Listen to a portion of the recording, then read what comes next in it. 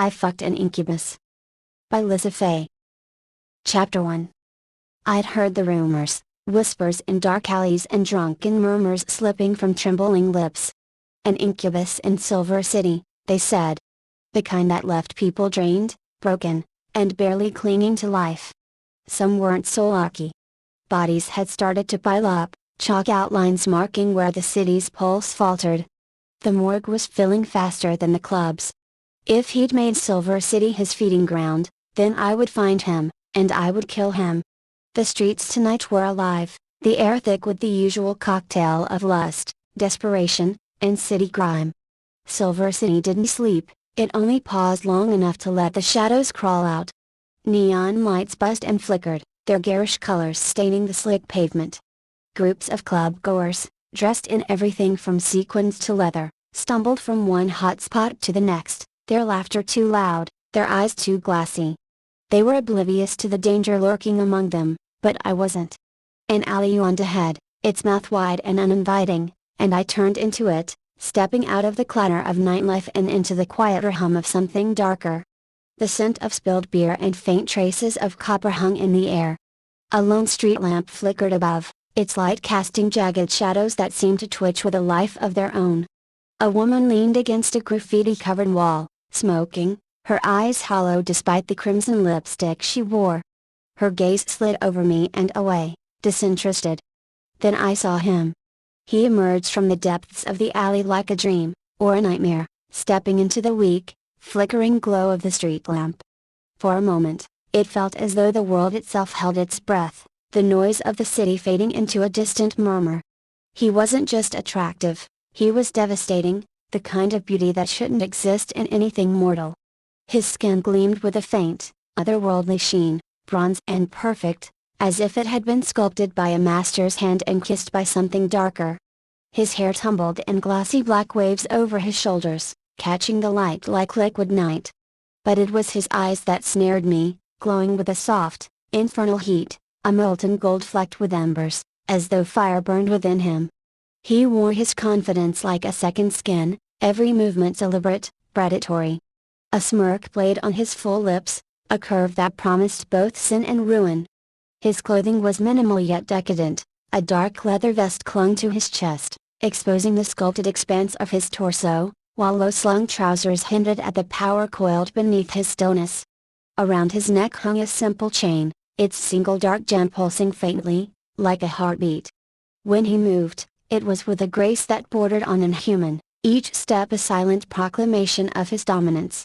From his back unfurled immense, bat-like wings, their dark crimson membranes glinting faintly, and a long, sinuous tail flicked behind him, its arrow-shaped tip carving idle patterns in the air.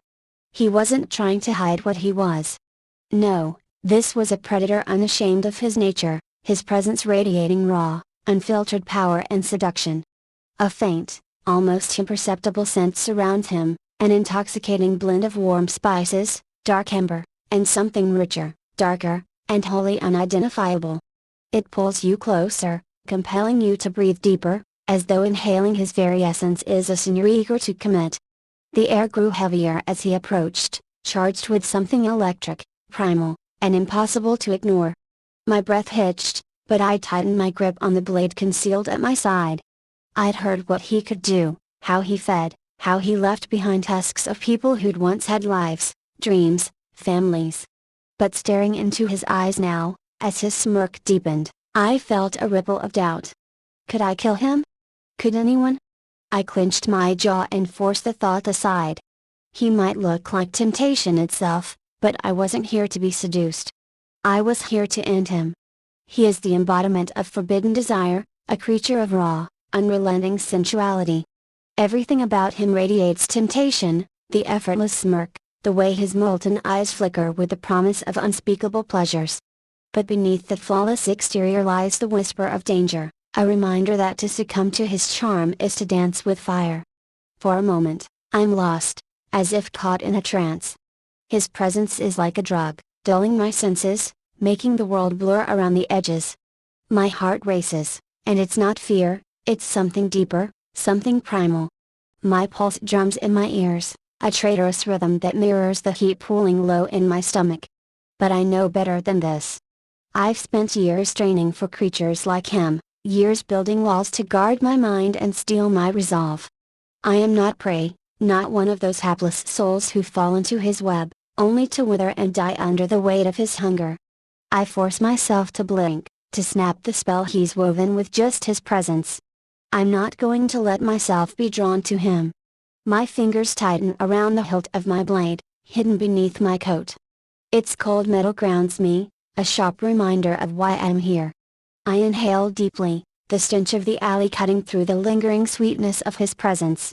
He hasn't spoken a word, yet I feel as though he's already tasted my hesitation, already begun unraveling the defenses I've worked so hard to build. His wings shift behind him, a slow, deliberate motion that draws my attention despite myself. The crimson edges glimmer faintly in the street light, and the subtle sound they make, a soft, leathery rustle, sends a shiver down my spine. It's as though he's testing me, playing a game where he already knows the outcome. Then he speaks, and his voice is a weapon in itself, deep and resonant, wrapping around me like silk dipped in poison. "Lost, are we?" he asks, his smirk widening, revealing teeth that are almost too perfect, too sharp. The words hang in the air, heavy with mockery and something darker, and I realize this is it. The stories, the warnings, all of them failed to capture the sheer intensity of him. This isn't just a monster. This is something ancient and powerful, something that thrives on the fragility of human will. But I refuse to falter. "Not lost," I reply, my voice steadier than I expected. "I'm exactly where I need to be." His golden eyes narrow slightly, the embers within them flaring brighter. He steps closer, closing the distance between us with a predator's ease. The air between us crackles with tension, thick and suffocating, and I realize I'm holding my breath. The game has begun, and I can't afford to lose. His smirk softens into something almost disinterested, and the intensity in his gaze dulls, like a fire banked for the night. He tilts his head, studying me with a faint air of curiosity, as though I'm some curious creature he's stumbled upon rather than the hunter I came here to be. "If you're certain you're not lost," he says, his voice still that same honeyed velvet, "or in need of my assistance, then I'll bid you good evening." The words are polite, almost dismissive, delivered with a touch of indifference that catches me off guard. I expected mocking laughter, sharp taunts, or even an attack, but not this. His gaze lingers on mine for a heartbeat longer, then flicks away as though I've already been forgotten. Before I can respond, he moves past me. There's no rush in his stride, no tension in his frame. It's as if I don't exist at all, a mere shadow on the periphery of his world. I catch the faintest shift in the air, and when I glance back, his wings and tail are gone, as though they'd never been there to begin with. His transformation is seamless, the supernatural melted away to leave a man who looks effortlessly human, albeit one with a beauty so striking it's almost painful to look at. He strides toward the entrance of a nearby club, its heavy bass vibrating through the alley. The bouncer barely glances at him, pulling the rope aside without hesitation. The incubus doesn't even pause, he simply steps inside, swallowed by the pulsing lights and shadows within. For a moment, I'm frozen. What the hell just happened? This wasn't what I'd prepared for. He didn't try to charm me, didn't lash out, didn't even seem remotely interested. The stories didn't prepare me for this. Indifference. My mind races with questions. Was this part of some larger game? A trick? Or did I truly pose no threat to him? Frustration bubbles beneath my confusion, but I shove it aside. Whatever he's playing at, I need to know more. I can't just walk away now, not when I've seen him, felt his power. Not when I know exactly where he's gone. Chapter 2. The heavy bass of the club thrums through the soles of my boots as I approach the entrance. The line of people waiting outside shifts restlessly, a mix of impatience and excitement in their eyes. The bouncer glances at me briefly, but I keep my head down and stride past him, slipping inside without drawing attention. The atmosphere hits me like a wave, thick with heat, smoke, and the sharp tang of alcohol. Strobe lights flash overhead, casting the writhing crowd in bursts of color. Bodies press together on the dance floor, moving to the rhythm of the pounding music, oblivious to anything outside their little world. I scan the room, my eyes adjusting to the dim, chaotic light. It doesn't take long to find him. He's at the bar, leaning casually against the counter, his body language as relaxed as if he owns the place. A drink glints in his hand, though I didn't see him order it. He laughs at something the bartender says, his smile easy, charming, utterly disarming. No one around him seems to notice the danger that radiates from him like heat. To them, he's just another impossibly handsome man, a part of the scenery. But I know better. I stay back, weaving through the crowd until I find a spot where I can watch him without being seen. My pulse is still racing, though I'm not sure if it's the adrenaline or the way the air around him seems to pull at me, even from a distance. For now, I'll wait. I'll watch. And I'll figure out what the hell he's really doing here.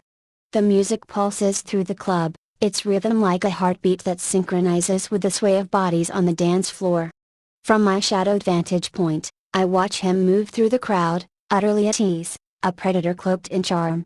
He doesn't seek anyone out, they come to him. Drawn by some unseen magnetism, men and women alike find their way to his orbit. The first is a young woman with auburn curls and a sequined dress that sparkles in the dim light. She approaches hesitantly, as if unsure whether someone like him could possibly notice her. But he does. With a slow, deliberate turn, he catches her gaze, and her breath visibly hitches. His smile is faint, inviting but never overeager. She reaches for his hand, and he takes it, leading her to the center of the dance floor. He moves with a grace that's almost hypnotic, each motion fluid, elegant. His hips sway in perfect time with the music, his shoulders rolling with an easy confidence.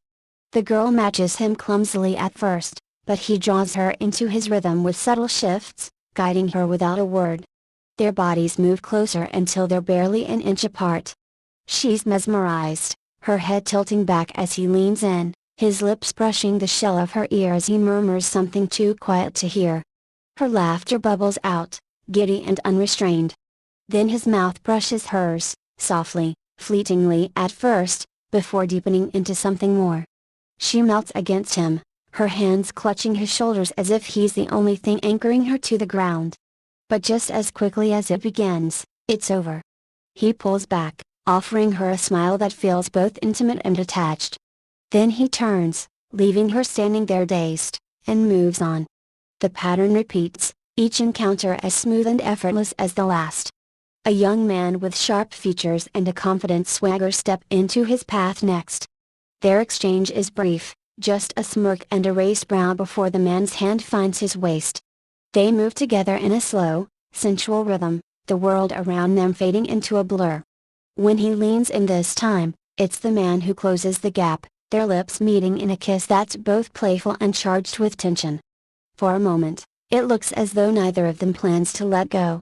But then the incubus shifts, his hand brushing the man's jaw as he steps away, leaving him breathless and wanting. Each partner he dances with seems to lose themselves in him, their inhibitions falling away under the weight of his charm. His touch is light but deliberate, a hand on a hip here, fingers grazing an arm there. His movements are never rushed, always measured, as if he's savoring the attention without becoming overwhelmed by it. I can't look away. There's a strange elegance to the way he mingles, his charisma weaving through the crowd like smoke. He doesn't linger too long with any one person, yet each seems utterly captivated, as if they've shared something significant, even if only for a moment. He's charming, yes, but there's something beneath it, a flicker of calculation in his golden gaze when he glances around, assessing the room. His every step seems deliberate, as though this isn't just a night of indulgence but a game where he's the only one who knows the rules. As I watch him pull a dark-haired woman into a slow, languid dance, their bodies moving in perfect synchrony, I feel the weight of his presence pressing on me again. Even from across the room, it's hard to shake the sense that he's aware of me, that somehow, this whole display is as much for my benefit as it is for his unsuspecting partners. But that's ridiculous. Isn't it? Still, I can't ignore the way my pulse quickens every time he glances up, even if he doesn't seem to notice me. I've been invisible so far, a shadow on the edge of his night. For now. Chapter 3. I don't realize he's noticed me until he appears at my side, so sudden and quiet it's as though he materialized from thin air. "You seem very interested in me tonight," he says, his voice smooth, low, and teasing. "Yet you don't come my way." My breath catches, but I force myself to stay composed, refusing to let him see how easily he's rattled me. Turning my head slightly, I meet his gaze. Those golden eyes shimmer faintly in the dim bar light, and for a moment, I feel like I'm falling into them. "It's not like you don't have enough partners already," I reply, keeping my tone even. His lips curl into a smile, one that's both amused and dangerous.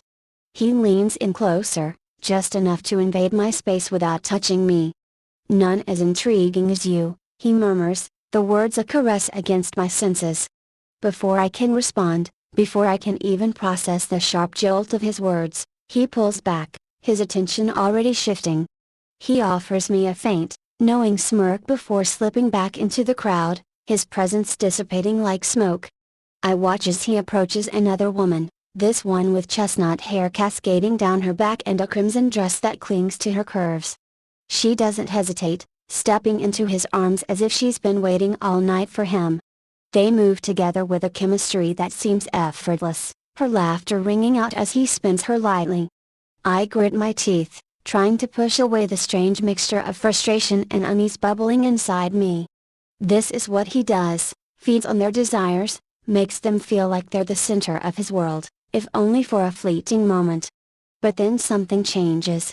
He leans in, whispering something in her ear, and she nods, her cheeks flushing. His hand moves to the small of her back, guiding her through the crowd toward the back of the club. My chest tightens as I realize where they're going. The back alley, everyone in Silver City knows its reputation. It's where inhibitions dissolve, where lust overrides logic.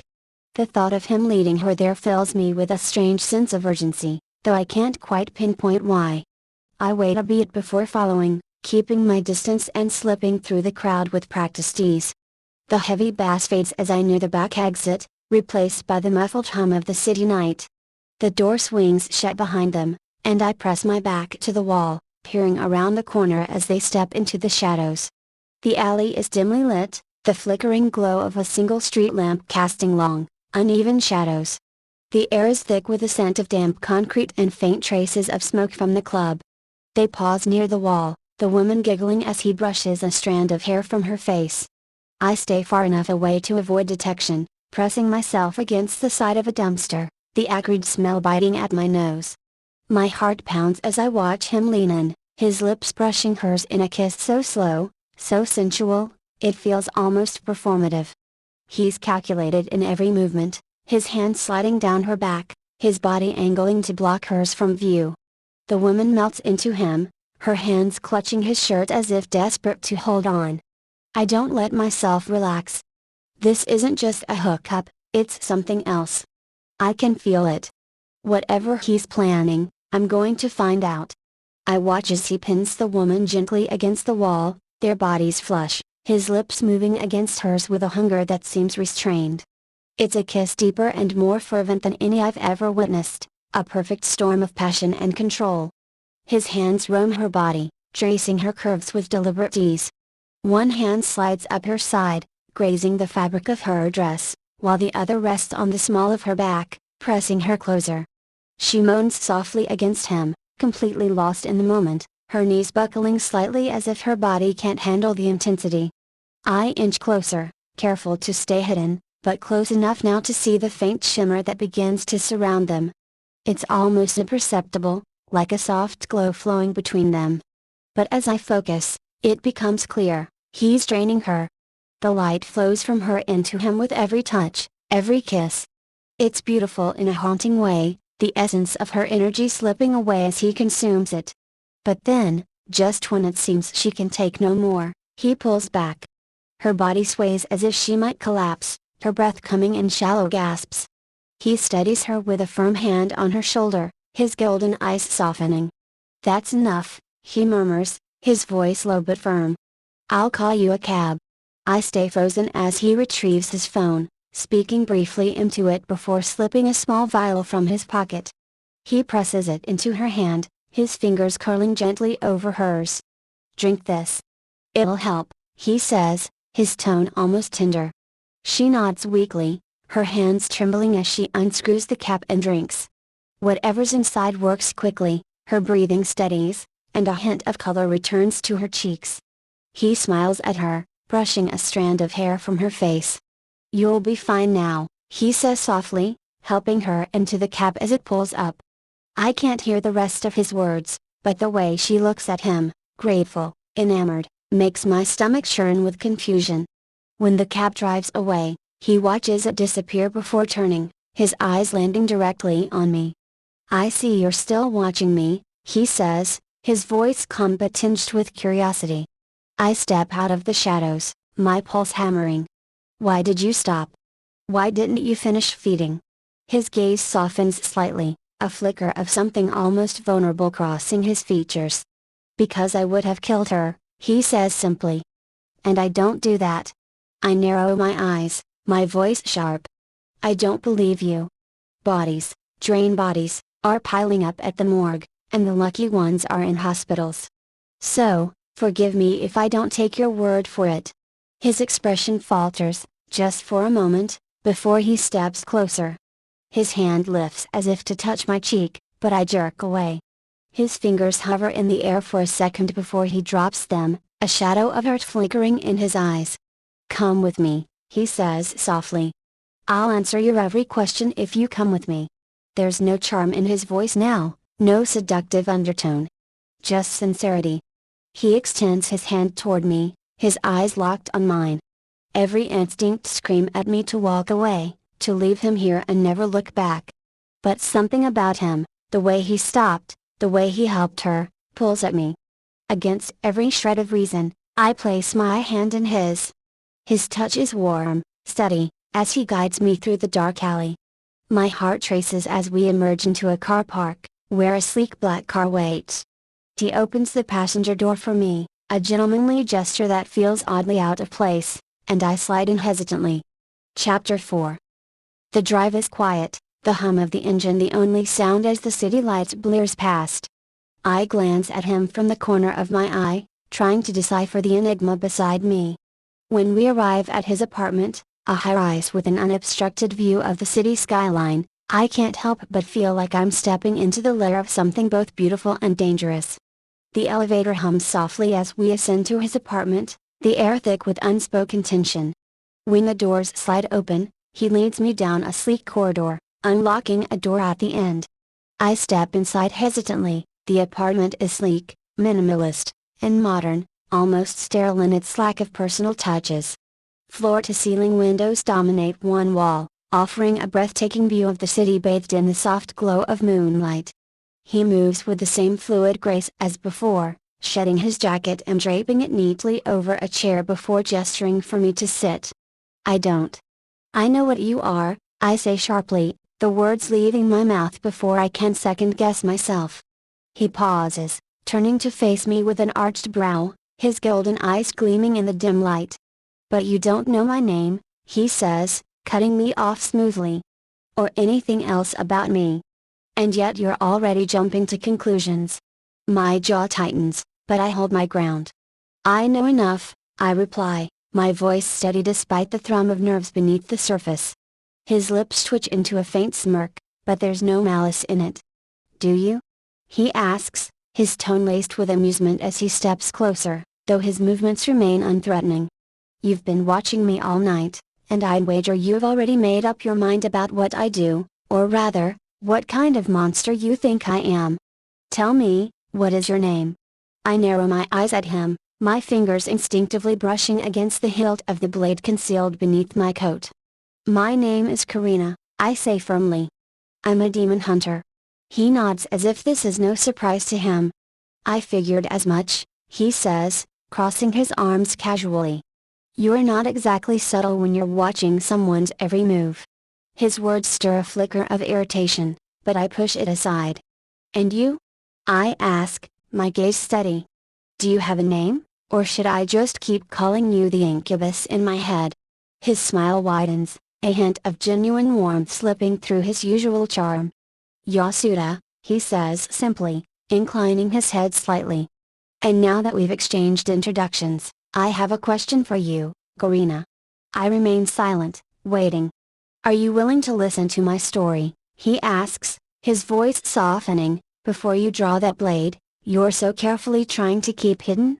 My fingers tighten around the hilt instinctively, but I don't deny it. Instead, I meet his gaze, searching for any sign of deception. There's none, just a quiet sincerity that catches me off guard. After a moment, I nod. Fine, I say. I'll listen. He gestures to the couch, and this time I sit, though my grip on the blade doesn't loosen. Yasuda takes a seat across from me, leaning back with a casual elegance that seems innate to him. Where should I start? He murmurs, more to himself than to me. He's quiet for a moment before meeting my gaze.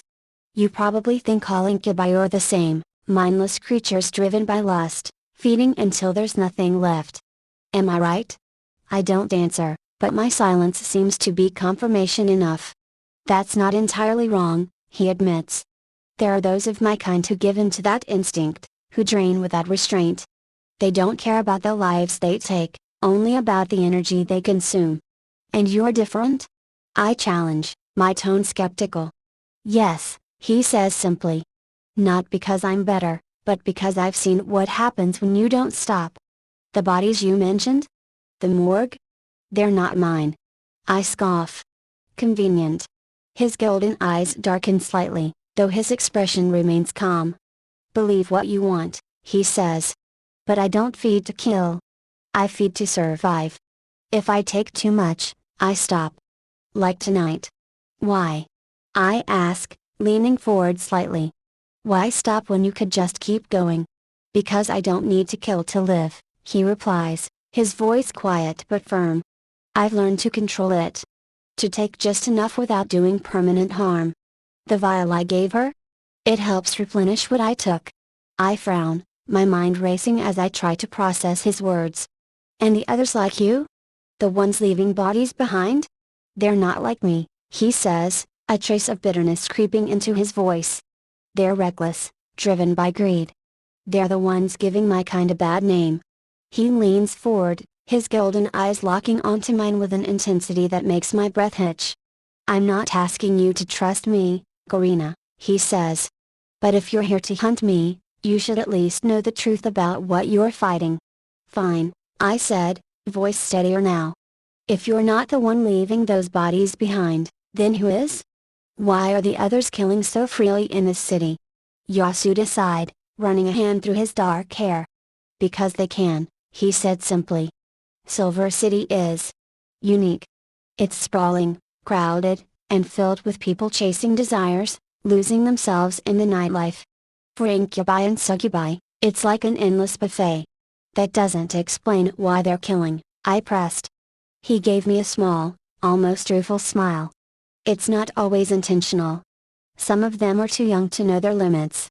Feeding feels intoxicating, and when you're inexperienced, it's easy to lose control. My brow furrowed. You're telling me they're killing people by accident? That's hard to believe. Not all of them, he admitted, his tone darkening. Some don't care. They see humans as nothing more than a food source, disposable. And others. He hesitated, his gaze drifting to the window as if searching for the right words. Others what? I prompted. Others are running, he said finally, his voice quiet. Hiding from something, or someone. They feed recklessly because they're desperate, afraid. My stomach twisted at the implication. Afraid of what? Yasuda leaned back, his expression unreadable. Our kind have laws, Garina. Rules meant to keep us in check, to stop us from drawing too much attention. But not everyone follows them. And when they don't, they hunt down the rule breakers and punish them. Harshly. The ones here in Silver City? They're either trying to gorge themselves before they're caught, or they've already crossed a line and have nothing left to lose. I stared at him, my mind racing. I'd always thought of demons, incubi especially, as chaotic predators, but this was something else entirely. A hidden society with its own rules and consequences? It wasn't what she'd expected. And you? I asked, narrowing my eyes at him. Are you one of these? He chuckled softly, shaking his head. Number. I keep to myself, Garina. I've got no interest in enforcing laws or meddling in the affairs of others. I just want to survive. But you know about them, I pointed out. You know enough to understand what's happening here. Yes, he admitted. I've been around long enough to see the patterns. To recognize the signs. I leaned forward, her eyes locked onto his. If you're not involved, then why stay here? Why not leave before things get worse? His golden eyes met mine, and for a moment, I saw something she hadn't expected, weariness, a flicker of vulnerability. Because running isn't the answer, he said quietly. And because if I leave, there'll be no one left to stop them. His words hung in the air between them, heavy with implication. You think you can stop them? I asked, my voice barely above a whisper. I don't know, he replied honestly. But I have to try. For the first time since I'd entered his apartment, I felt a sliver of doubt, not about him, but about herself. I'd come here expecting to face a monster, a mindless predator. Instead, I'd found someone who seemed human. And that made him all the more dangerous. Chapter 5. My mind spun as I absorbed everything Yasuda had said. There was so much more to him than the ruthless, predatory image I'd initially conjured. He wasn't just a demon, he was a complex creature, caught between the rules of his kind and the harsh realities of survival. And in that moment, something inside me shifted, though I didn't quite understand it yet. I folded my arms, trying to steady myself. You know what? You're going to be my partner in hunting down these incubi, I said, my voice steady but carrying an undercurrent of determination. Yasuda looked at me, clearly taken aback by my statement. He let out a slow, almost amused breath, his lips curling into a smirk. So, what? You'll just move in? His tone was dripping with sarcasm. I met his smirk with a cool gaze, not missing a beat. That's a great idea, actually. But just so we're clear, nothing will happen between us, so don't get any ideas. His eyebrows shot up, clearly impressed by my confidence. Oh, really? That's what we're doing now? He took a step toward me, his posture relaxed but with a hint of playfulness. You're willing to spend your nights with me? Just for the job? I rolled my eyes, crossing my arms tighter. I'm not some clueless fool. You think I'd let my guard down that easily? Guess I'm not as charming as I thought, he mused, taking a step back. The playful edge in his voice faded slightly, replaced by something more serious. But I'll take it. A partnership, then. I nodded, my expression hardening again as I shifted the conversation back to the matter at hand. Good. Now, let's get back to those incubi. You said you think there might be two causing the chaos in the city? Yasuda's expression darkened, his eyes narrowing as he considered my question. Yeah. That's what I've gathered so far.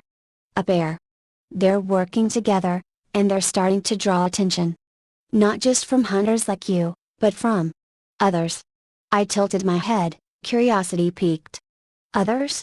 The enforcers, he said, his voice lowering. They don't care who they kill. They'll terminate any incubus or succubus on sight if they're deemed a threat. No questions asked. My stomach clenched. And if they show up here? What happens then? Then we have a problem, he replied simply. I'm not the only one who's been flying under the radar. These two are reckless. And if they get caught, it'll draw unwanted attention to everyone, including me. His gaze locked with mine, his eyes intense. We need to stop them before the enforcers come. I stared at him, feeling a rush of conflicting emotions. I wasn't supposed to care. I wasn't supposed to be concerned for him, he is still a demon, after all. But there was something about his words, something in the way he looked at me, that sparked an unexpected flicker of something I couldn't quite place. Before I could process it further, Yasuda shifted, his voice softer now. You need rest. We both do, he said, his tone almost gentle. You can take the bedroom. I'll sleep here, on the couch. I hesitated, eyeing him warily. Don't try anything funny while I sleep, I warned, though my words didn't carry the usual venom they would have if I wasn't feeling unsettled. His smile was almost teasing, but there was a hint of sincerity in it too. You can lock the door if you still think so little of me, even after I shared everything I know. The challenge in his words made me hesitate for a moment longer, but in the end, I simply nodded, turning toward the bedroom. My mind was a jumble of thoughts, about the mission, about Yasuda, about the strange pull I felt toward him. It wasn't supposed to be like this. "Good night, Garina," Yasuda called after me, his voice softer now, almost caring. I didn't turn around. "Good night," I muttered, the words more clipped than I intended. And as I shut the bedroom door behind me, I locked it. Not because I thought Yasuda would try anything, he hadn't given me any reason to believe that, but because I wasn't sure what to make of everything he'd said. Maybe it was the only thing I could control, even if I didn't trust my own instincts. Chapter 6.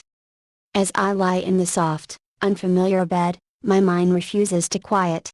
The sheets are cool against my skin, but my thoughts are anything but calm. I stare at the darkened ceiling, a swirl of conflicting emotions tangled in my chest. There's the weight of everything Yasuda had told me, his words, his sincerity, the complexity of his existence. He wasn't just the monster I thought he was. There was something more, something I hadn't fully understood yet. But then there are his eyes. Those intense, molten depths that had looked at me so seriously, so thoughtfully. He'd spoken the truth, he wasn't just some bloodthirsty incubus. He had his reasons, his own code, even if it didn't completely align with mine. I shift beneath the sheets, my limbs tangled in the cool silk. I inhale deeply, and despite myself, a flush rises to my cheeks as I recall the way his eyes had softened when he spoke to me. The way he'd treated me, different from how I expected. Different from any other demon I'd encountered before. And then there's the image of his hair, the way it had glinted in the dim light of the alley, falling in dark waves over his sharp features. Every movement he made, so fluid, so sensual. It was like he was always aware of his own power, how effortlessly he could command attention, but he never once seemed to abuse it around me. I can't help but think of how it might feel to have those hands on me. Those hands that had so delicately touched the woman outside. I imagine them on my skin, moving over my body, roaming, exploring. Slowly at first, those long, graceful fingers trailing over my collarbone, down the curve of my neck, gently tracing my waist, before moving to the small of my back, pulling me closer. I could feel his breath on my lips, his mouth moving against mine, deep and hungry, taking everything I had to offer. I let out a shaky breath, the sensation of his touch so vivid in my mind that I almost swear I can feel the heat of his body next to mine. I shift again, my body betraying me as I feel a tension coil in my stomach, an undeniable ache growing between my thighs. I can't help but picture the way he had kissed the woman earlier, the passion and intensity in every press of his lips, the soft sounds escaping both of them. His hand on her back, pulling her deeper into him, his fingers gliding down her spine, caressing her like he could make her forget everything she thought she knew about my job, about the danger he posed. What would it be like to have his touch on me, to feel the heat of him next to me, so close that I could feel the thrum of his energy? I shudder, heart racing, a dangerous thought creeping into my mind. What if? What if I didn't have to fight the pull? What if, in just a moment, I gave into it? What would it feel like to give myself to him completely, no defenses, no barriers? I feel my breath quicken as I imagine his body pressing against mine, his mouth tracing a line of fire down my neck. The thought of him claiming me, of losing myself in that connection, has my pulse pounding in my ears. My chest rises and falls as I shift in the bed, my hand subconsciously moving to my own body, grazing the curves that would meet his touch. I try to push the thoughts away, but the image of his eyes, the way they had softened with sincerity and care, haunts me. The way his lips had quirked into that teasing smile when he'd said I could lock the door. As if it wasn't his touch that I needed to worry about, but my own desire. As I lie tangled in the sheets, I almost feel him beside me. His hand on my thigh, his breath against my ear, urging me closer, taking me further into the storm of sensations I've never allowed myself to feel before. The heat between my legs intensifies, and I shift again, restless, caught between reality and the haunting fantasy I've woven in my mind. My hand curls around the sheets, gripping them tightly, as if holding onto my last shred of control. I can't afford to let my thoughts get the best of me, not now. Not when there's so much at stake. But my body betrays me again. The tension builds, and as I drift toward sleep, I can't help but wonder, what if I did let go? What if this time, I didn't fight the pull? Would he take me to the edge, or would I fall into it willingly? My body hums with the question, and as sleep finally claims me, I can't shake the image of Yasuda from my mind, the incubus who had made me question everything I thought I knew about myself. Chapter 7. The smell of freshly brewed coffee drifts through the air as I step into the kitchen. My feet are bare on the cool floor, and my hair is still a mess from sleep. Yasuda is already there, leaning casually against the counter with a steaming mug in his hand. The morning light casts a warm glow over his features, making him look impossibly serene. He glances up as I enter, his gaze sharp yet soft in the same breath. "Morning," he says, gesturing toward the counter. "Help yourself. Coffee's fresh." I nod, still half asleep, and grab a mug, pouring the dark liquid as the tension from the previous day, and night, simmers just beneath my skin. As I turn, I notice him watching me. His gaze lingers, and when I meet it, he smirks slightly. "You look a little flushed. Did you sleep okay?" he asks, his voice laced with something I can't quite place.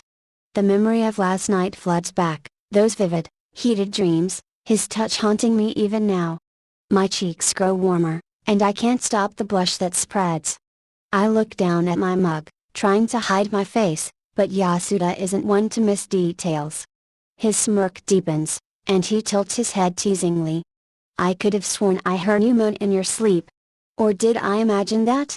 My head snaps up, and I stare at him, mortified.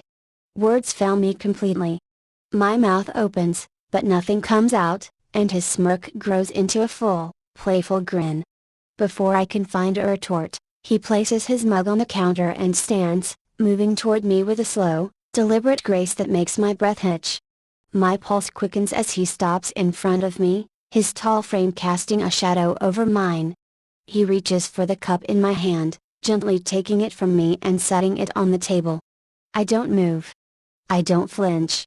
My feet feel rooted to the ground as he leans closer, his hand lifting to my cheek. His fingers are warm as they trace the heat of my blush. "You're adorable when you're embarrassed," he murmurs, his voice a low hum that sends a shiver down my spine. Before I can think, before I can second guess, his lips brush mine. Soft, teasing, testing. My body reacts before my mind can process, my lips pressing back against his. The kiss is gentle at first, unhurried and exploratory. His lips move with a tenderness I didn't expect, and yet, they ignite something deep within me, a spark that quickly grows into a flame. I can't stop myself. My hands rise to his chest, feeling the warmth of his skin through the thin fabric of his shirt.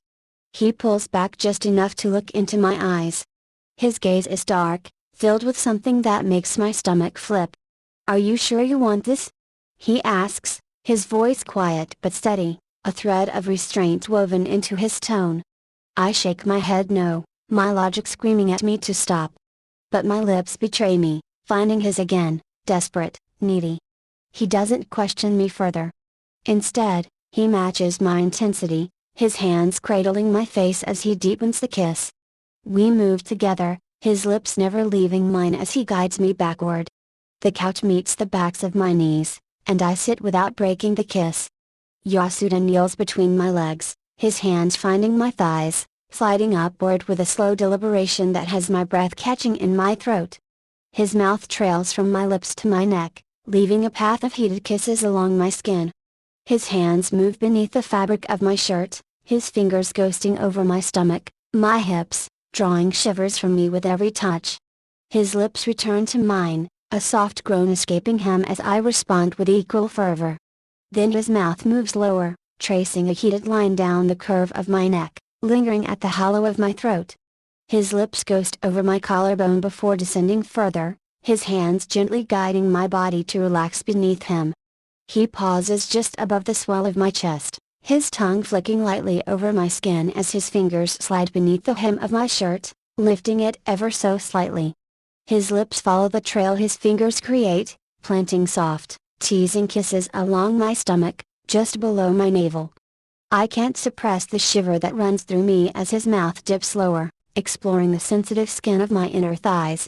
His hands grip my hips, steadying me as he continues his slow, deliberate path, his lips and tongue igniting every nerve in their wake.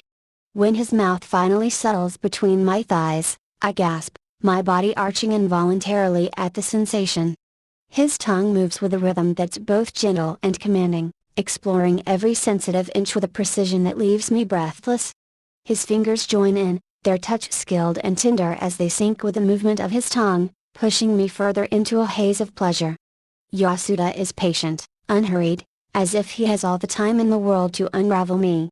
Every movement is calculated, every touch a deliberate act of worship.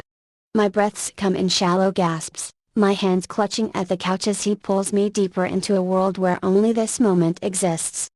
The intensity builds, cresting into a wave that crashes over me, leaving me trembling and utterly undone beneath him. When it's over, he looks up at me, his gaze soft and sweet, filled with something I can't quite name. He rises, leaning in to press a tender kiss to my lips, and I pull him closer, deepening the kiss in a way that feels almost instinctive. After a moment, we pull apart, and he stands, offering me his hand. I take it, letting him guide me back to the kitchen. We return to our coffees as if nothing had happened, the heat of the moment still lingering between us. As I take my first sip, I can't help but say, I don't feel drained. Yasuda chuckles softly, his smirk returning. That's because I didn't feed. I didn't want to. I only wanted to please you. His words hang in the air, and I stare at him, unsure of what to say. My cheeks heat again, but I quickly take another sip of coffee, letting the warmth distract me from the storm of emotions swirling inside me. I told you, I'm not the monster you think I am, Yasuda says, his voice rich with amusement. He leans against the counter, watching me with those smoldering eyes. But I am curious, though, who was the one invading your thoughts last night, making you moan?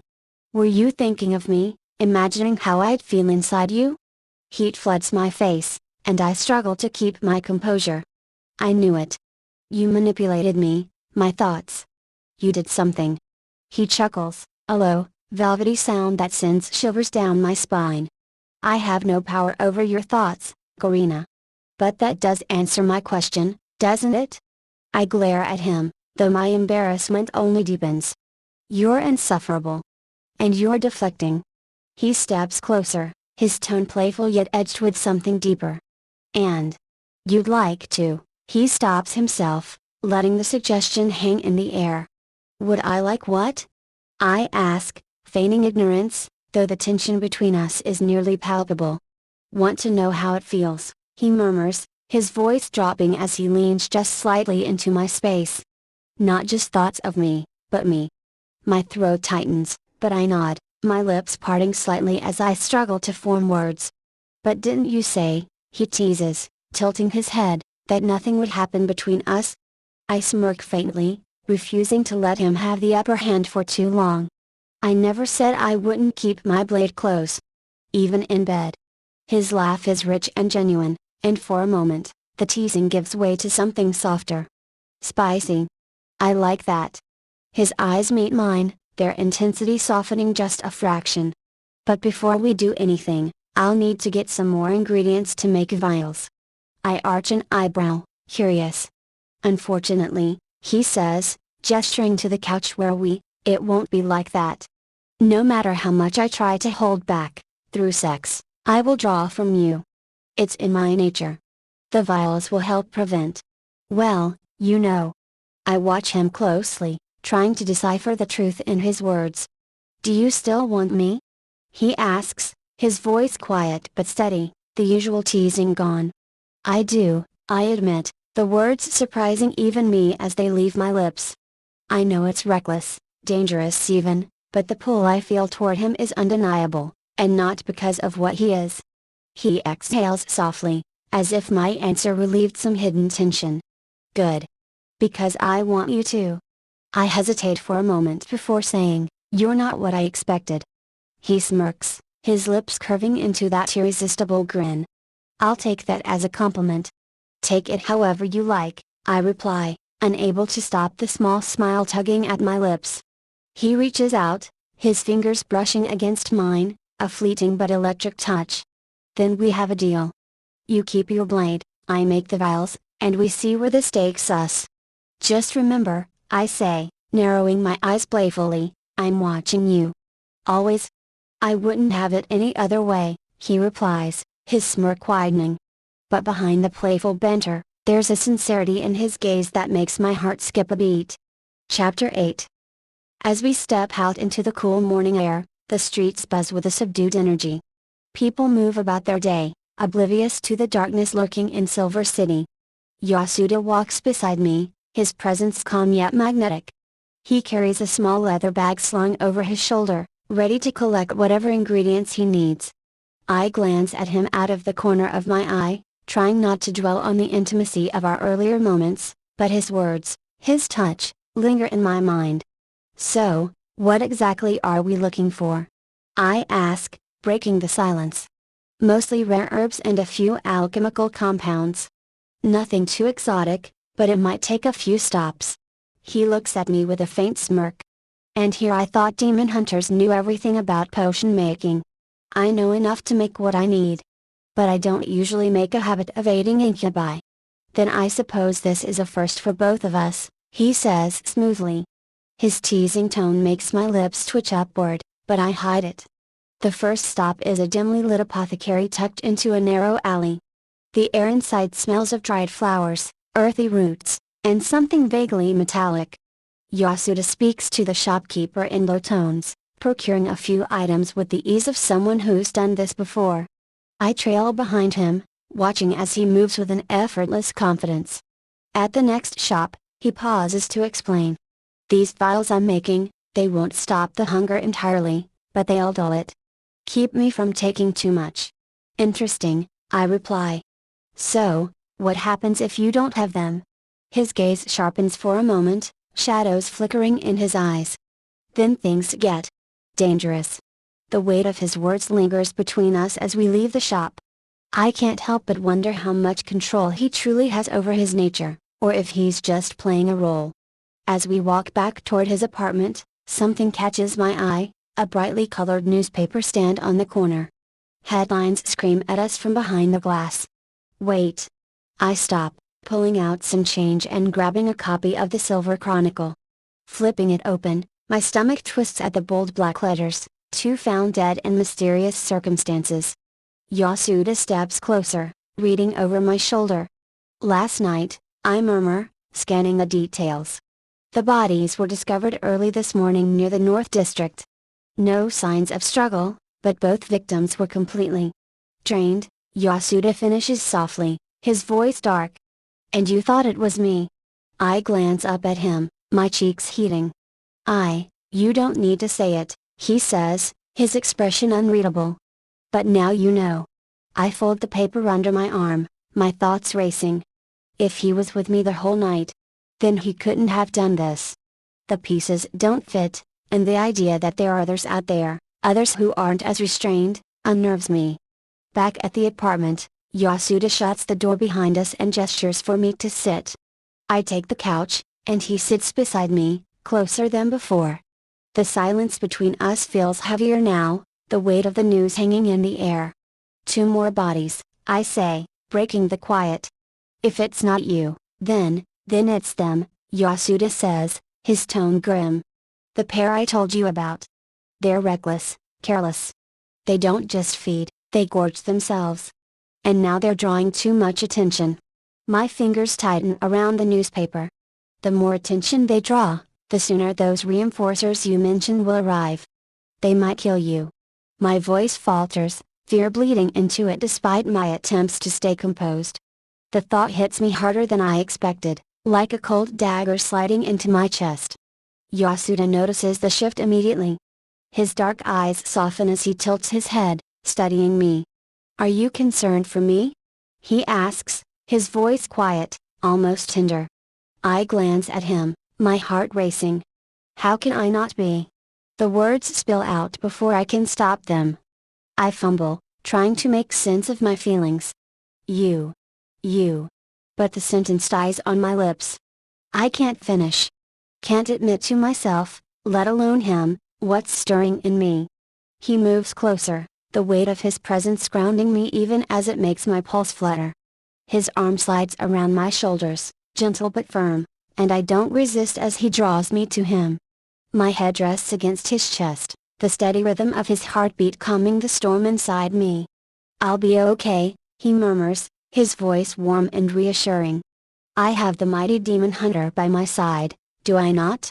A small laugh escapes me, caught off guard by his teasing. "Mighty, huh? I thought you didn't think much of demon hunters." "Oh, I didn't. Until I met you." There's a grin in his tone, and I can feel it even without looking up at him. Though I do wonder. How exactly does the mighty Karina plan to protect me? With your blade? Or just your sharp tongue? I roll my eyes, unable to stop the smile tugging at my lips. "You're lucky I don't use both right now."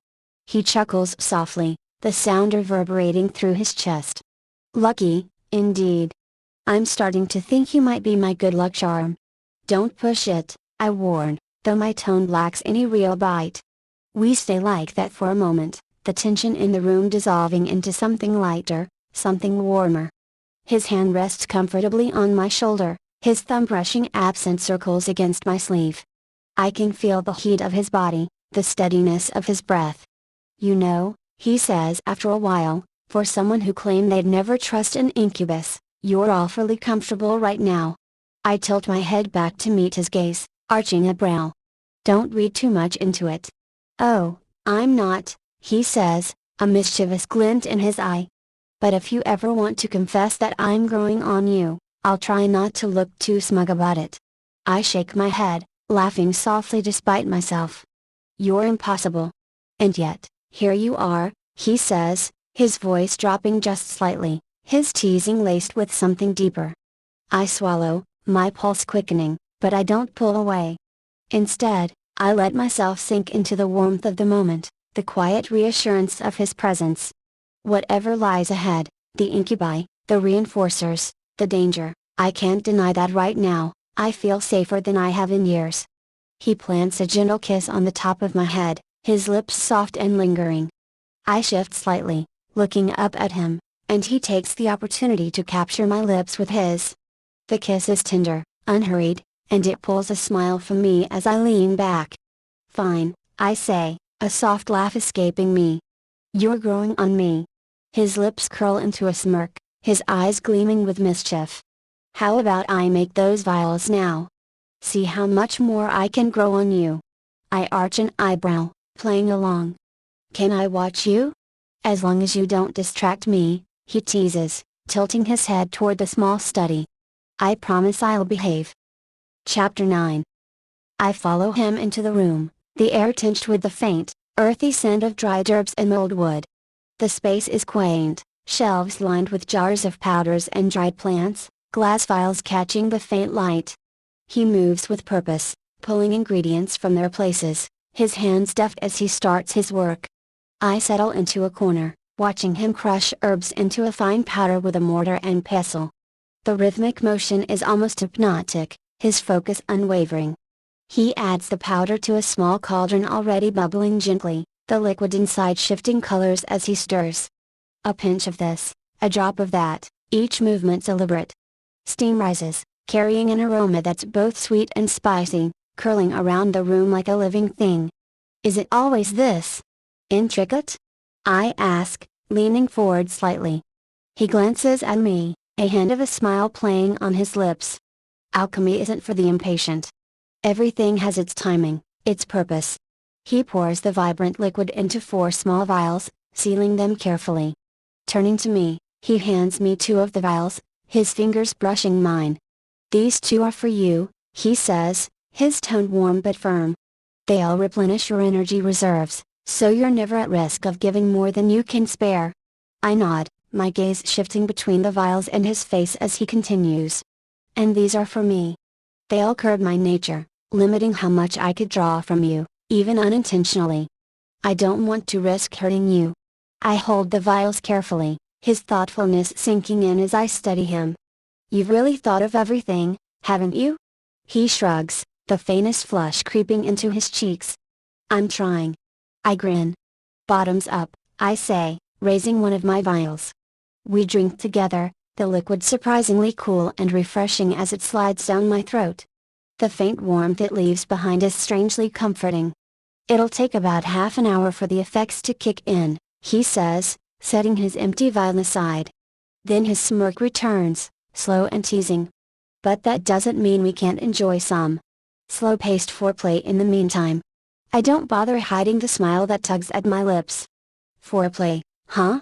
I say as I take his hand, intertwining my fingers with his, the warmth of his touch spreading through me like a current.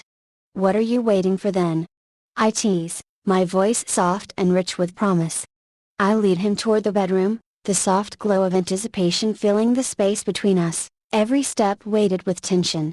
When we reach the bed, we pause, facing each other, and the air feels thicker somehow, more intimate. He moves first, his hand skimming the hem of my shirt, tugging it upwards with a slowness that sets my skin tingling. I mimic his motions, my fingers finding the edge of his top and sliding it up, revealing lean, smooth skin beneath. Piece by piece, we shed the layers between us, a dance of glances and touches as clothing pools forgotten at our feet. Finally, we're bare before one another, no barriers left. His gaze roams over me, not with hunger, but with a reverence that steals my breath. He steps closer, his hands brushing my shoulders, then trailing down my arms with a touch so light it feels like a whisper against my skin. Beautiful, he murmurs, his voice thick with sincerity and heat. I reach up, pressing my palms against his chest, feeling the steady beat of his heart beneath my fingers. His skin is warm, smooth, and I let my lips follow where my hands have ventured. I press a soft kiss to his jaw, the faint roughness of his stubble sparking against my skin. I linger there for a moment, then move lower, letting my lips explore the curve of his collarbone, the dip where it meets his neck. He exhales a soft sound, his fingers tightening briefly on my waist as I trace kisses down the line of his chest. I savor the taste of his skin, clean and faintly salty, as I let my mouth trail further. Each inch feels like a discovery, every rise and fall of his muscles, the way his breath hitches when I linger just long enough to make him shiver. When I reach the firm lines of his abdomen, I feel the faint ripple of his muscles beneath my lips. I press kisses to the taut skin there, my hands gliding over his sides, feeling the warmth radiating from him. His fingers find my hair, tangling gently as he gazes down at me. The look in his eyes is molten, filled with something I can't quite name but feel drawn to nonetheless. Garina, he breathes, my name a caress on his lips, his voice so full of heat and tenderness that it sends a thrill racing down my spine. I lift my gaze to meet his, my lips still lingering against his skin, as the charged tension between us deepens, the world outside fading until there's only him and me. Yasuda's hand slides from my hair, trailing down to cup my cheek as he gently urges me to stand. His touch is electric, igniting every nerve as I rise to meet his gaze. His thumb brushes along my jawline, a soft, deliberate movement that leaves me breathless. Come here, he murmurs, his voice rough yet tender, and I step closer, drawn to him like a moth to a flame. Our lips meet, and the kiss is slow, unhurried, yet brimming with a need that we both seem to understand without words. His mouth moves against mine, coaxing and exploring, as his hands skim over my sides, igniting a trail of heat wherever he touches. I lose myself in him, my arms winding around his neck as I press myself closer. His bare skin against mine feels like fire, like freedom, like something I didn't know I was missing. His lips leave mine, trailing down the curve of my neck, lingering on the sensitive spot just below my ear. I gasp, tilting my head to give him more access as his lips and tongue work their magic, leaving me trembling in his embrace. He guides me up on the bed, His movements gentle but insistent, until my shoulders hit the pillows. I sink onto it, and he follows, his weight settling beside me as his hands roam over my body, each touch more confident, more intimate than the last.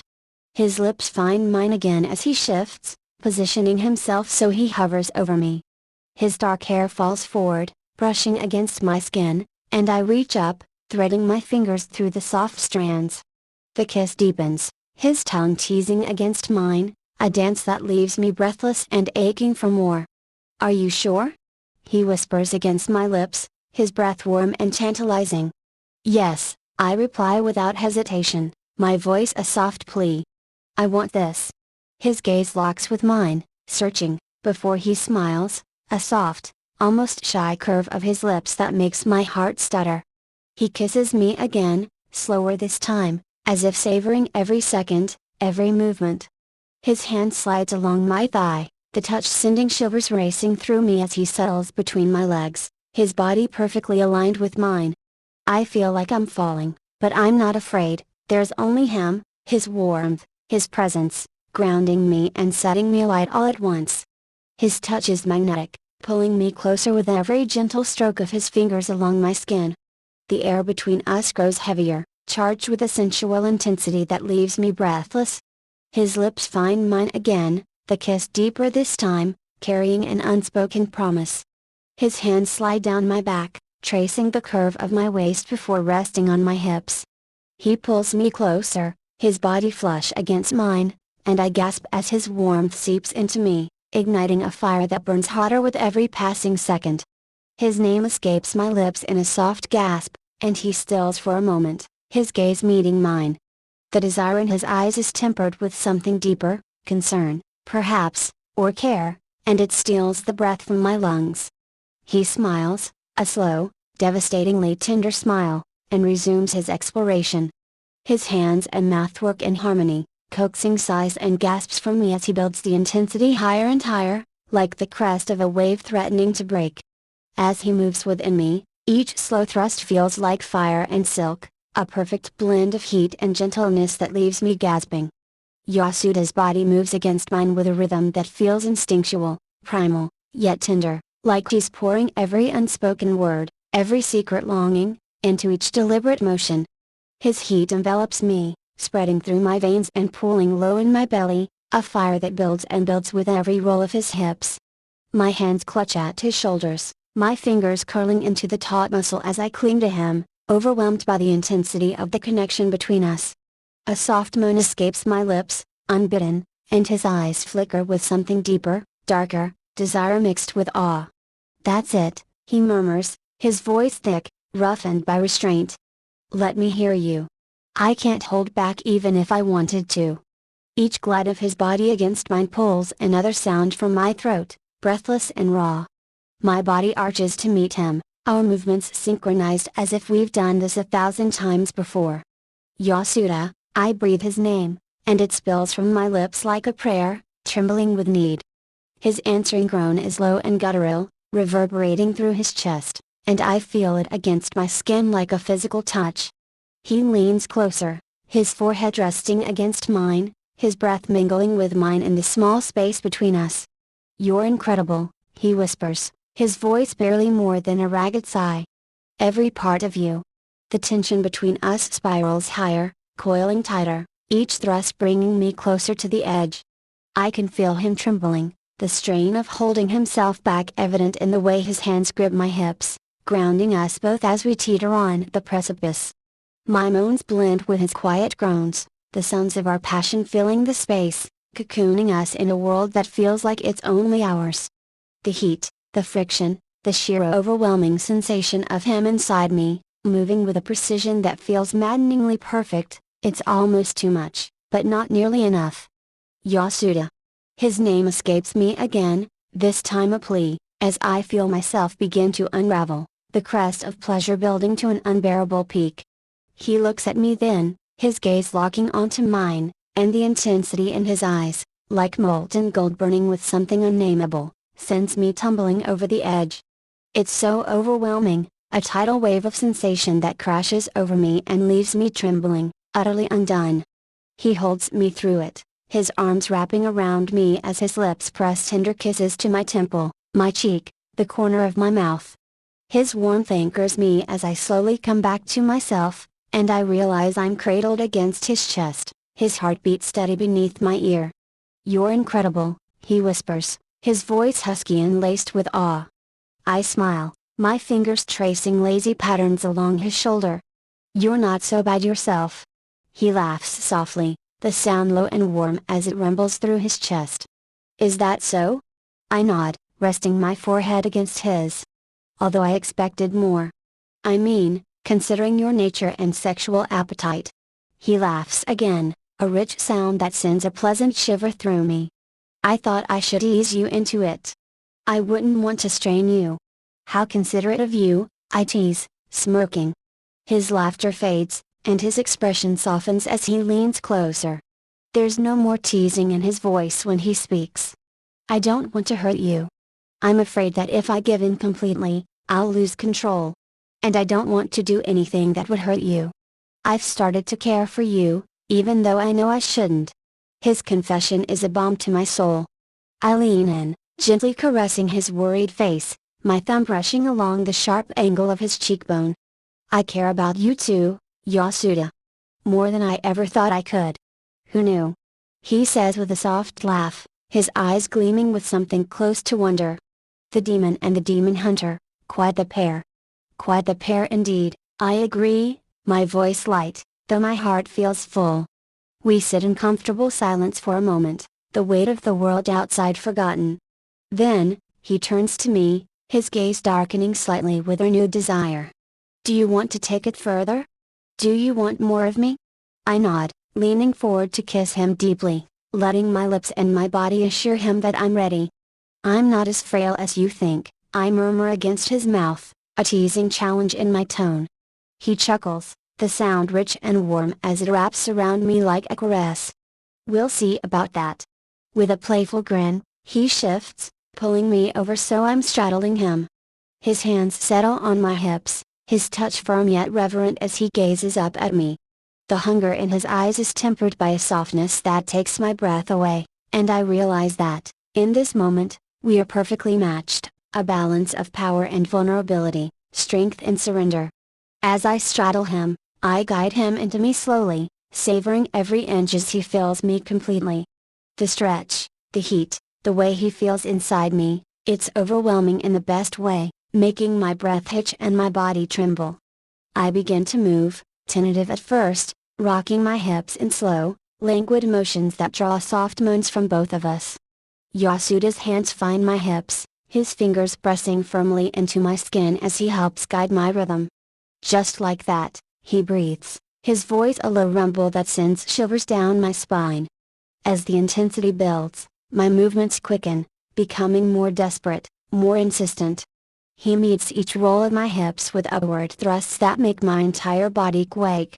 The sounds spilling from his lips, groans and gasps of pleasure, mix with my own, creating a symphony of passion that echoes around us. One of his hands slides from my hip, moving between us to find that sensitive spot at my core. His thumb circles it with expert precision, sending sparks of electricity through my body with every motion. My head falls back, a cry escaping me as his touch pushes me closer and closer to the edge. "Yasuda." I gasp his name, my hands bracing against his chest as I ride him harder, faster, chasing that delicious release that feels just out of reach. His grip on me tightens, his movements growing more forceful, more relentless, as if he's determined to take me there with him. His thumb presses harder, his rhythm never faltering even as his breathing becomes ragged. I feel my body coil tighter, every nerve alight, until finally, the tension snaps. Pleasure crashes over me in a blinding wave, my body convulsing as I cry out his name, trembling uncontrollably. Yasuda groans deeply, his hands gripping my hips as he thrusts into me one last time, his release following mine in an exhale of pure ecstasy. His body tenses beneath me before he collapses back onto the bed, his chest rising and falling rapidly. I slide off him, collapsing beside him as the aftershocks ripple through me, leaving me breathless and boneless. He immediately wraps an arm around me, pulling me close against his chest. His lips press a tender kiss to my forehead, his breath warm and soothing against my skin. "I'm sorry," he murmurs softly, his voice tinged with guilt. "I drained you a bit too much. You'll be okay after you get some sleep, I promise." I smile, my fingers lightly tracing patterns along his chest. "Don't apologize," I whisper, my voice drowsy and content. "I've never been this happy." He chuckles quietly, his hand brushing over my hair as he kisses my forehead again. "Sleep now," he says, his voice low and comforting. "I'll go make something for you to eat, to help you gain your strength when you wake up." My eyes feel impossibly heavy, and I barely manage to nod before sleep pulls me under. His warmth, his presence, lulls me into the most peaceful slumber I've had in years. Chapter 10. The first thing I notice when I wake is the scent. Sweet and warm, it fills the air with an intoxicating aroma of cinnamon, sugar, and vanilla, mingled with the faint buttery notes of freshly baked rolls. It's divine, the kind of smell that pulls you from the deepest sleep with its promise of comfort. My stomach growls in response, and I stretch lazily, walking towards the couch, feeling well rested for the first time in what feels like ages. The light filtering through the windows tells me it's late afternoon, and as I sit up, Yasuda walks in from the kitchen carrying a plate of golden, glistening cinnamon rolls. They're perfectly swirled, their tops glistening with icing that's just starting to melt into the warm pastry. In his other hand, he holds a glass of freshly squeezed orange juice. He sets everything on the coffee table in front of me with a small, satisfied smile. "I thought you might need something to help you recharge," he says, his tone casual but his eyes watching me closely. I grin, pulling my legs under me as I lean forward to inhale the heavenly aroma. "Cinnamon rolls? Are you trying to spoil me?" He shrugs, a faint smirk tugging at his lips. "You deserve to be spoiled a little. Now, eat. You need your strength." I pick up one of the rolls, its warmth seeping into my fingers, and take a bite. The pastry practically melts in my mouth, the perfect balance of soft dough, sweet cinnamon filling, and creamy icing. I can't help the delighted moan that escapes me. "Oh my god, Yasuda! These are amazing. Where did you learn to bake like this?" He chuckles, leaning back against the couch and resting an arm casually over my shoulders. "I've picked up a few skills over the years." "I'm glad you approve." "Approve?" I laugh, taking another bite. "You've outdone yourself. You could open a bakery or something." He arches an eyebrow, clearly amused. "A demon running a bakery? That's an interesting concept." I laugh at the mental image, but my laughter softens when he speaks again, his tone quieter. "I'm sorry, though. For earlier. I didn't mean to take so much from you. I should have been more careful." I glance up at him, smiling as I swallow another bite. "It's okay. Really. I don't mind." I gesture toward the rolls with a grin. "Especially if this is the kind of apology I get every time." His lips quirk up in a half smile, though his eyes remain serious. "Even after I drained you, you would still want me?" I set the roll down and lean in, pressing a soft kiss to his cheek. "You're not getting rid of me that easily, Yasuda." His expression shifts instantly, his gaze softening with what looks like relief, and something deeper. "I don't want to," he says, his voice low and sincere. We sit like that for a moment, his arm around me, the warmth of his body radiating through the air. I feel a strange sense of contentment, as if the chaos of the world outside doesn't matter as long as I'm here, wrapped in this fleeting, sweet moment with him. Once we finish the last of the cinnamon rolls and the orange juice, the atmosphere subtly shifts. He leans back, his expression thoughtful, a sharp contrast to the light-hearted teasing from earlier. "So," he starts, folding his arms. "We can't afford to waste time. If the Incubi pair is escalating, they'll strike again soon. Probably tonight." I nod, pushing my plate aside. "They're not going to stop unless we make them. But we don't have a lot to go on. No patterns, no clear motives beyond feeding. Just chaos." He taps a finger against his chin. "There's one place we haven't checked yet, Surlux." I raise an eyebrow. "The famous nightclub?" He nods. If I were an incubus looking for a crowd to blend into, somewhere dark and loud where no one pays attention to anything but themselves, that's where I'd go. It's infamous for its hedonistic vibe, so it wouldn't raise any red flags. I sigh, running a hand through my hair. It's worth a shot. It hits me then, and I groan. I have nothing to wear. Like, nothing that would remotely fit the whole club life thing. Club scene, he corrects, his smirk widening. And that's an easy fix. He adds. I frown. How's that? He stands and offers me his hand. We go shopping. I blink at him, caught off guard. Shopping? With you? Why not? He flashes a grin, one that's both charming and irritatingly smug. You trust my taste, don't you? I hesitate, narrowing my eyes. Do I have a choice? Not really. He winks. Come on. The sooner we find you something to wear, the sooner we can get back to hunting. Reluctantly, I take his hand, letting him pull me to my feet. This is going to be interesting. Oh, it will be, he says, his tone laced with amusement as we head for the door. Chapter 11. The club pulses with life, its atmosphere thick with heat and sensual energy. Dim, shifting lights cast everything in shades of red and violet, while heavy bass reverberates through the floor, syncing with the rhythm of my heartbeat. The air is heady with the mingled scents of sweat, perfume, and something darker, more primal.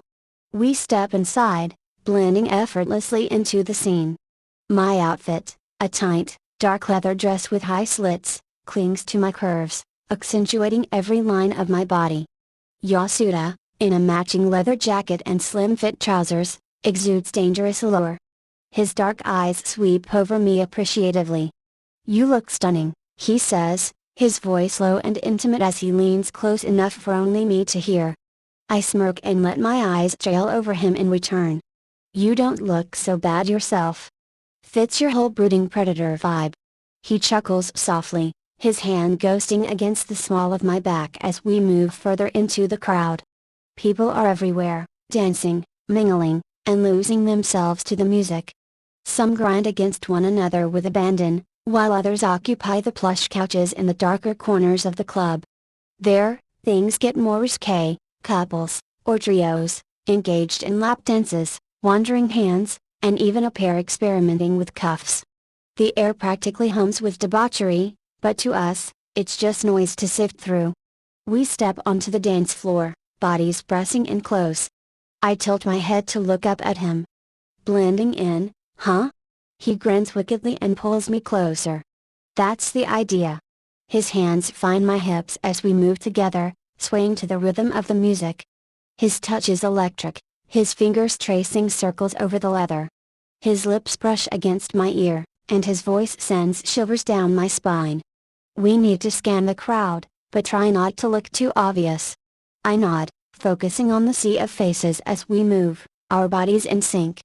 To any onlooker, we'd look like any other couple caught up in the music, but I feel his sharp gaze roaming, studying. Then his breath tickles my ear again. To your left. By the couches. I glance discreetly, and there she is. A woman with sharp, otherworldly beauty, her skin glowing faintly under the shifting lights. She's draped across a couch, her hands and lips busy with three men. One by one, she kisses them deeply, their bodies going slack as she drains their energy in small, careful increments. There's no mistake, I whisper, locking eyes with Yasuda. He nods grimly. Let's move. We approach her cautiously, weaving through the crowd. She notices us but doesn't seem to care, her expression unbothered, even amused. Yasuda gestures to the three men. Leave. Now. One of them frowns, mumbling a protest, but when Yasuda lets his horns emerge, sharp and menacing, they scramble away without another word. The woman stretches lazily, her glowing eyes narrowing as she regards us. You're ruining my fun, Yasuda. Where's your partner? He demands, his voice edged with steel. She smirks, standing slowly. Wouldn't you like to know? She steps closer to him, her hips swaying seductively. You used to be more fun, princeling. You should loosen up.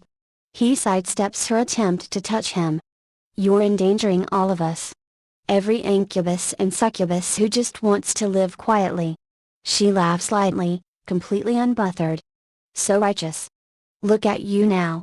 The human world has made you soft. Her gaze flicks to me, and her lips curl into a predatory smile. And this little pet of yours? How sweet. I'm not her master, Yasuda snaps, his tone fierce, protective. And she's not your concern. The succubus turns her attention to me, stepping closer. Yasuda tenses, ready to intervene, but I place a hand on his arm. I can handle this, I say softly, meeting his worried gaze. She circles me like a predator sizing up prey. So brave, she murmurs, reaching out to touch my cheek. The moment her fingers grace my skin, I act. My knife flashes, and I drive it into her chest. Her glowing eyes widen in shock before she collapses to the floor, her body going lifeless. Yasuda steps forward, his expression equal parts impressed and grim. Good work, he says. One down. One more to go. We leave the club quickly, but as we step into the cool night air, neither of us notices the shadowy figure watching from the far corner of the club, his eyes gleaming with fury and vengeance. Chapter 12.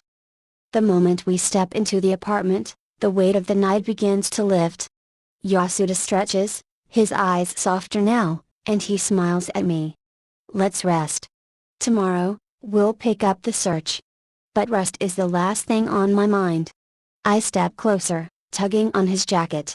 Sleep can wait, I whisper, my lips brushing against his as I pull his shirt over his head. His skin is warm, his muscles taut beneath my touch. He chuckles, his hands trailing down my back as he kisses me deeply. The kiss grows heated, and I laugh softly as his arms tighten around me. Just as I'm about to lose myself in the moment, the door to the apartment explodes inward with a deafening crash. A towering figure strides in, his incubi nature unmistakable. His claws are extended, his eyes glowing with murderous intent, and his face is twisted with rage. Before I can react, he lunges, grabbing Yasuda and slamming him to the floor. Yasuda! I scream, my voice barely cutting through the chaos. The incubi's claws slash at Yasuda mercilessly, tearing into his flesh. Blood sprays everywhere, streaking the walls, the floor, even the ceiling. He tries to fight back, but he's too weak, his earlier restraint leaving him vulnerable. The attacker keeps him pinned, his strength overwhelming as Yasuda struggles beneath him. The sight of Yasuda bleeding, his face contorted in pain, ignites something primal within me. Grabbing my blade, I leap onto the attacker's back, slashing at him. He roars and flings me off, turning his attention to me with a snarl. We clash, his claws meeting my blade in a furious exchange of blows. He's fast, but I'm trained, I've been fighting demons my whole life. Adrenaline courses through me as I push myself harder, every strike fueled by desperation. Finally, I find an opening and drive my blade deep into his chest. The incubi's body shudders before collapsing lifelessly to the floor. Breathing heavily, I drop to my knees beside Yasuda. My hands tremble as I cradle his bloodied head in my lap. His eyes flutter weakly, and his breath comes in shallow gasps. Yasuda, I whisper, my voice breaking. How do I help you? What can I do? You can't do anything, he says, his voice barely audible. He tries to lift his hand to touch my face, but the effort is too much. I catch his hand in mine, holding it tightly. No, please. There has to be something. His lips curve into the faintest smile. I'm glad I met you. Tears stream down my face as I shake my head. Number. Don't say that. Don't leave me. A desperate idea flashes through my mind. What if you feed? Shift into your true form and feed from me. Please. He winces. I wouldn't. I might kill you. You won't. I lean closer, my forehead touching his. You'll die if you don't. I trust you. Please, Yasuda. Stop being stubborn and feed. For a moment, he hesitates. Then he nods weakly, his body beginning to change. His horns lengthen, curving elegantly, and his wings unfurl, leathery and powerful. His tail flicks behind him, and his eyes glow with an otherworldly light. "You're beautiful," I whisper, even as his larger form dwarfs me. Straddling him, I guide him into me, gasping as he stretches me fully. His size is almost overwhelming, but I don't falter. "Take all you need," I murmur, moving against him. "Take me fully." His hands grip my hips, and as he begins to feed, our movements grow erratic, driven by something primal. I moan as he enters me fully, he's so thick right now.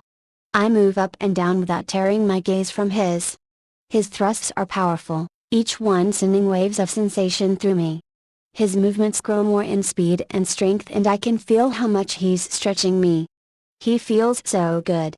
His tail curls around my thigh, and I feel the light eloping me as it leaves my body as he draws from me. His hands roam, one sliding between us to stroke me with his thumb, sending shivers through me. I moan loudly, the sensations overwhelming but intoxicating. His cuts begin to heal, the blood receding as his strength returns. The pleasure crescendos, and as I reach my climax, the world spins and everything fades to black. Chapter 13. When I wake, the world feels distant and surreal, a haze of white light and muffled sounds pressing in from all sides. The sterile scent of disinfectant fills my lungs as I draw in a shallow breath, my throat dry and raw. A steady beeping cuts through the fog, rhythmic and unyielding, tethering me to the reality of where I am, a hospital.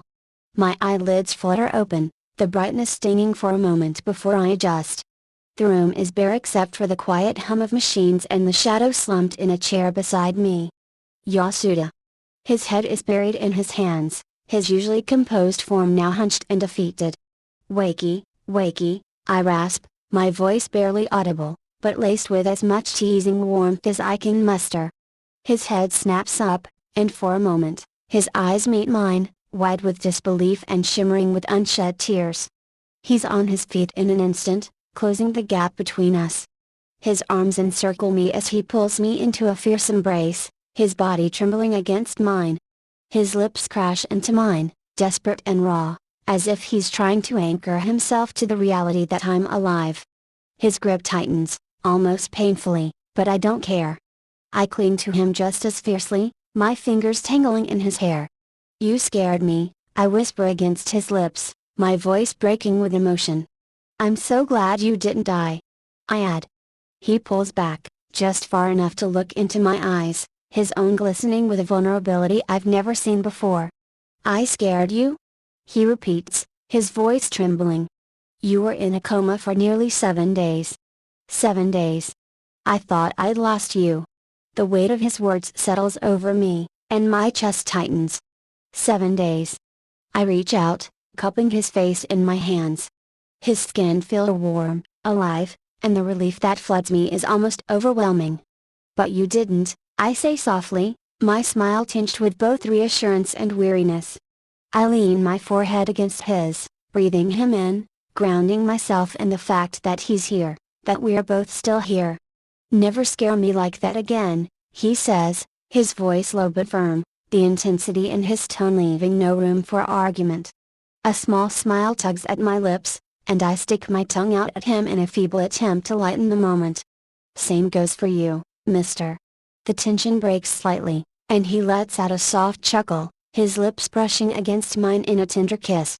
"I love you," he murmurs, the words heavy with meaning, as though they carry everything he couldn't say while I was unconscious. "And I love you," I reply, my voice trembling with sincerity. I pull him into another kiss, slower this time, our emotions spilling into the connection. It's not just a kiss, it's a promise, a reassurance, a testament to everything we've endured and the bond that holds us together. As our lips part, he wraps his arms around me, holding me close as though letting go might shatter the fragile moment.